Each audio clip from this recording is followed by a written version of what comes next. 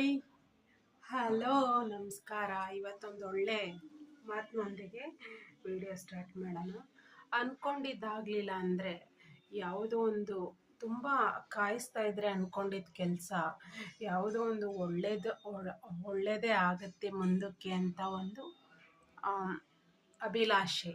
ನಾವು ಅಂದ್ಕೊಂಡಿದ್ದಾಗಲೇ ಇಲ್ಲ ಅಂತ ಅಂದ್ಬಿಟ್ಟು ಯಾವುದೋ ಒಂದಕ್ಕೆ ತುಂಬ ಎಕ್ಸ್ಪೆಕ್ಟೇಷನ್ ಇಟ್ಕೊಂಡು ನಾವು ಕಾಯ್ತಾ ಇರ್ತೀವಿ. ಸೊ ಅದಾಗದೇ ಇದ್ದಾಗ ನಮಗೆ ತುಂಬ ತೀವ್ರಕರವಾದ ನೋವಾಗುತ್ತೆ, ಮಾನಸಿಕ ಆಘಾತ ಆಗುತ್ತೆ.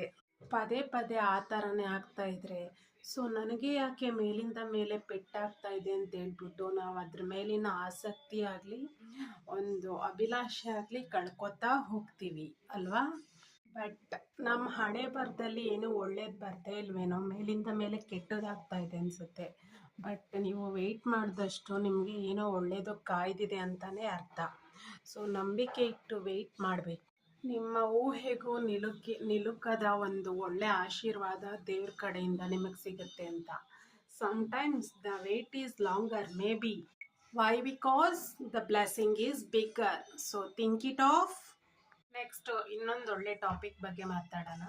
ಇತ್ತೀಚೆಗಷ್ಟೇ ಒಂದು ಸ್ಟ್ಯಾಂಡಪ್ ಕಾಮಿಡಿಯಲ್ಲಿ ತಂದೆ ತಾಯಿಗಳಿಗೆ ಫುಲ್ ಲೈಟಾಗಿ ಮಾತಾಡಿ, ತುಂಬ ಹಗುರವಾಗಿ ಮಾತಾಡಿ, ಕೊನೆಗೆ ಒಂದು ದೇಶವೇ ಅವರನ್ನು ಬಹಿಷ್ಕರಿಸಿದ್ದನ್ನು ನಾವು ಟಿ ವಿಯಲ್ಲಿ ಮಾಧ್ಯಮಗಳಲ್ಲಿ ಕೇಳ್ಕೊಂಡಿದ್ದೇವೆ.